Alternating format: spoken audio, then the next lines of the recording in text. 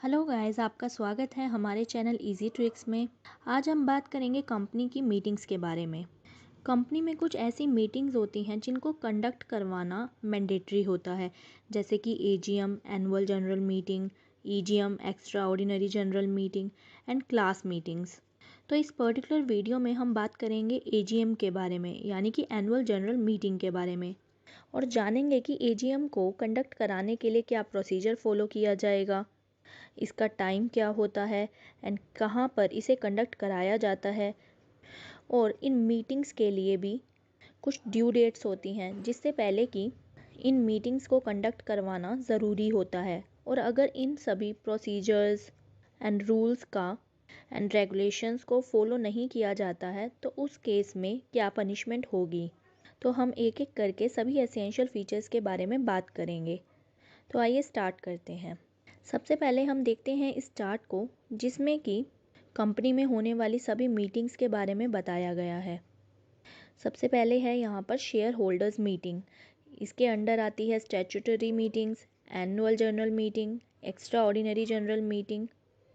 ये सभी मीटिंग्स वो होती हैं जो शेयर होल्डर्स के लिए कंडक्ट की जाती है। नेक्स्ट है डायरेक्टर्स मीटिंग, जिसके अंडर आती है board meeting and committee meeting. Third is special meeting, जो कि होती हैं class meeting and creditors meeting. तो अभी हम बात करेंगे एनुअल जनरल मीटिंग के बारे में, और आगे आप आने वाली वीडियो में बाकी मीटिंग्स के बारे में भी जानेंगे।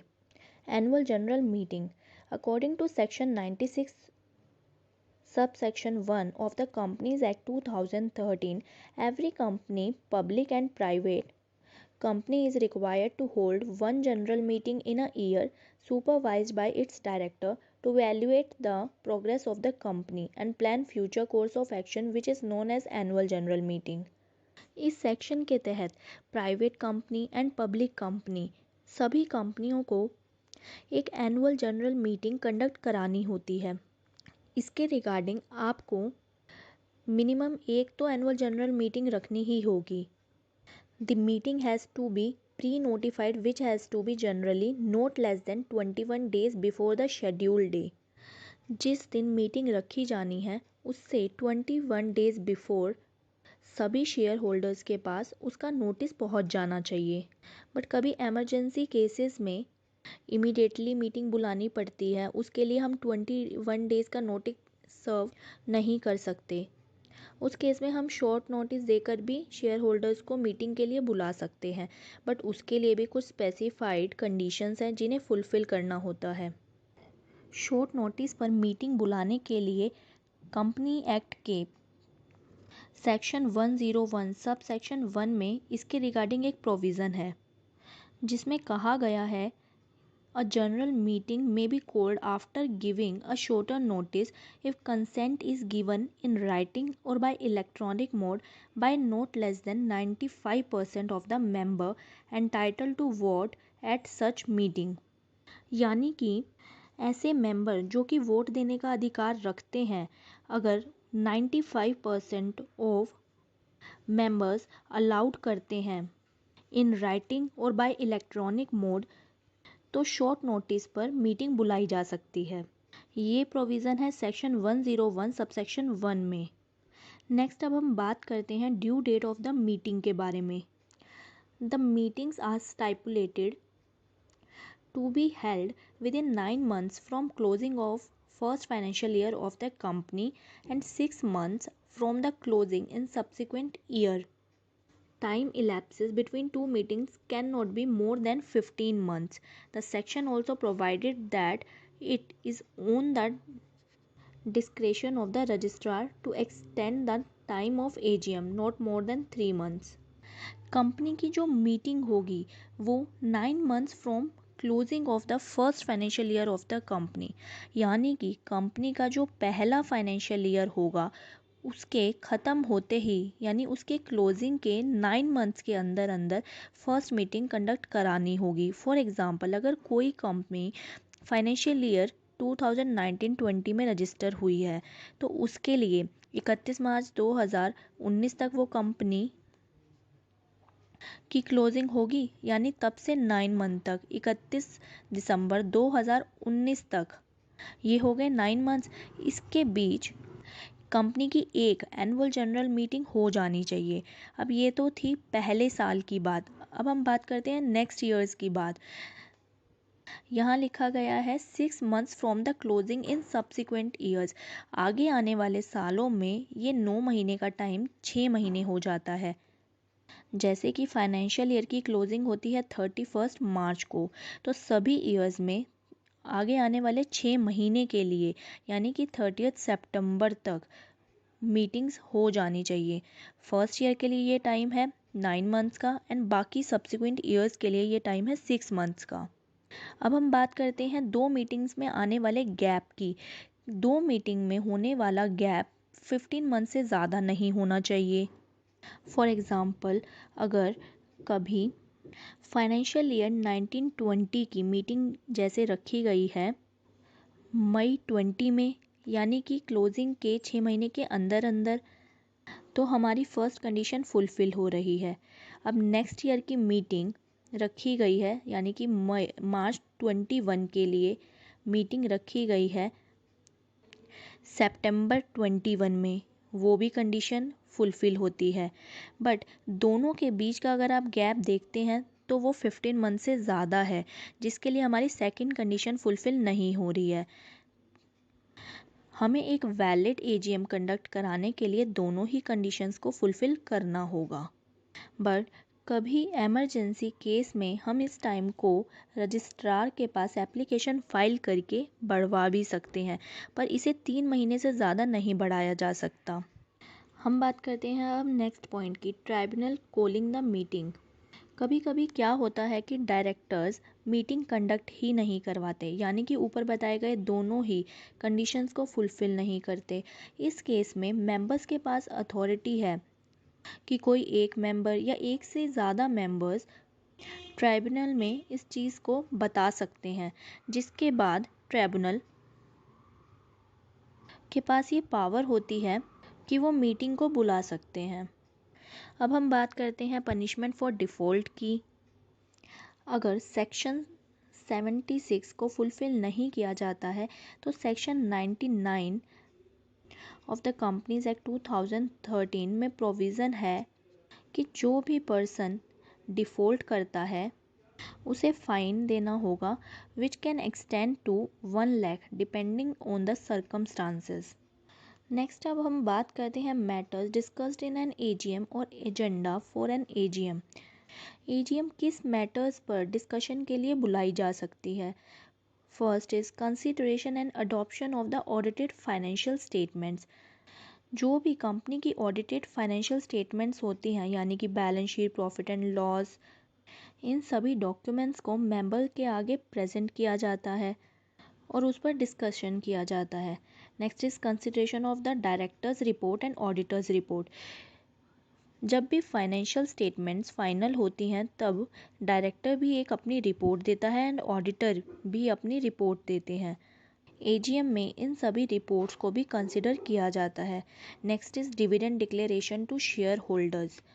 जैसे कि कंपनी अपने शेयर होल्डर्स को कुछ डिविडेंड देती है, अगर इस बारे में कोई मीटिंग रखी जानी है डिस्कशन के लिए तो वो एजीएम में ही डिस्कस किया जाता है। Appointment of directors to replace the retiring directors. अगर किसी साल में कंपनी का कोई डायरेक्टर या डायरेक्टर्स रिटायर होने वाले हैं तो उनके रिप्लेसमेंट के लिए जो न्यू डायरेक्टर अपॉइंट करना है उनके डिस्कशन के लिए भी एजीएम कंडक्ट की जाती है। Next is appointment of auditors and deciding the auditors remuneration. Auditor को अपॉइंट करने के लिए और ऑडिटर्स की सैलरी फिक्स करने के लिए भी इस मीटिंग को कंडक्ट किया जाता है। तो ये सभी वो मैटर्स हैं जिन्हें एजीएम में डिस्कस किया जाता है। ये सभी ऑर्डिनरी बिजनेस हैं। अगर इनके लिए कभी कोई रिजोल्यूशन पास किया जाना है तो वो ऑर्डिनरी रिजोल्यूशन ही पास किया जाएगा। इसके लिए एटलीस्ट 50% ऑफ वोट्स चाहिए होते हैं and if special resolution pass किया जाता है फॉर स्पेशल ट्रांजैक्शंस, उस केस में मोर देन 75% ऑफ वोट्स की रिक्वायरमेंट रहती है। अब हम बात करते हैं टाइम की। An AGM should be conducted during the business hours between 9 AM and 6 PM only. AGM को सुबह 9 बजे से लेकर 6 बजे तक ही कंडक्ट किया जा सकता है। The meeting can be conducted on any day which is not a national holiday, including holidays declared by the central government. The meeting can be held at any place which is within the limits of the city or town or village in which the registered office is situated. Meeting को national holidays के अलावा किसी भी दिन conduct किया जा सकता है। इसके लिए कंपनी के रजिस्टर्ड ऑफिस में ही मीटिंग कंडक्ट की जा सकती है या वो सिटी में और विलेज टाउन में जिसमें रजिस्टर्ड ऑफिस है कंपनी का, उसमें ही मीटिंग कंडक्ट की जा सकती है। A government company can also hold its AGM at any place as the central government may approve. Government company की एजीएम सेंट्रल गवर्नमेंट जहाँ भी अप्रूव करती है वहाँ रखी जा सकती है। An unlisted company can hold an AGM at any place in India after obtaining consent from its members in writing और इन इलेक्ट्रॉनिक मोड। एक अनलिस्टेड कंपनी की एजीएम को इंडिया में किसी भी जगह पर रखा जा सकता है, पर उसके लिए उसके मेंबर्स की राइटिंग में या इलेक्ट्रॉनिक मोड के थ्रू वोट लिया जाता है। In the case of a Section 8 company, the board decides the date, time and place of the AGM as per the directions given in a general meeting of the company. Section 8 company के case में board of directors meeting की date, time, place of the AGM decide करते हैं। Section 8 में जो companies आती हैं वो होती हैं एनपीओ या एनजीओ, नॉन प्रॉफिट ऑर्गेनाइजेशंस। अब हम बात करते हैं कोरम फॉर एन एजीएम के बारे में, यानी कि एक एजीएम में कितने मेंबर्स को प्रेजेंट होना मैंडेटरी है। पहले हम बात करते हैं प्राइवेट कंपनी के मेंबर्स के बारे में। प्राइवेट कंपनी के केस में अगर 2 मेंबर्स मीटिंग में प्रेजेंट होते हैं तो वो वैलिड कोरम माना जाएगा। And in the case of a public company के केस में इस कोरम को 3 पार्ट्स में बाइफरकेट किया गया है। सबसे पहले अगर कंपनी में नंबर ऑफ मेंबर्स 1000 तक हैं, इस केस में 5 मेंबर्स। नेक्स्ट केस इज़ अगर मेंबर्स 1000 से ज़्यादा हैं बट 5000 से कम है, in that case 15 members. And in next case if members are more than 5000, in that case the member should be present is 30. In case the quorum for the meeting is not present within half an hour from the scheduled time, the meeting will be adjourned to the same day in the following week for the same time and at the same place. अगर number of members जो कि quorum को valid बनाते हैं वो within half an hour from the time present नहीं होते, in that case meeting को नेक्स्ट वीक के सेम डे के लिए सेम टाइम पर सेम प्लेस पर कंडक्ट किया जाएगा। अब हम बात करते हैं members right in an AGM. AGM में मेंबर्स के पास क्या क्या राइट अवेलेबल होते हैं। The members including share holders of the company are entitled to attend the vote at the AGM. AGM में मेंबर्स के पास ये अधिकार होता है कि वो वोट दे सकते हैं। Members can cast their votes by a physical ballot और पोस्टल बैलॉट और through e voting. Members can appoint proxies to attend an AGM and vote on their behalf. अगर कोई मेंबर एजीएम अटेंड नहीं कर सकता तो उसके बिहाफ पर कोई और पर्सन एजीएम अटेंड कर सकता है, बट वो पर्सन जो प्रॉक्सी पर आता है वो उस कंपनी का दूसरा मेंबर नहीं होना चाहिए। The proxy should be appointing in writing and the proxy form should be sign by the member. Proxy writing में होनी चाहिए और जिस मेंबर के रिगार्डिंग वो प्रॉक्सी ली जा रही है उसका साइन होना चाहिए।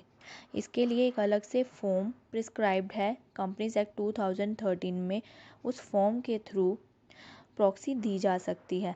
इन case the proxy is appointed by a corporate shareholder, the proxy form should be signed and sealed by an authorise signatory of the corporate. I hope आपको ये वीडियो पसंद आई होगी और आपका कॉन्सेप्ट क्लियर हुआ होगा। Thanks for watching the video. Please like and share the video and subscribe the channel.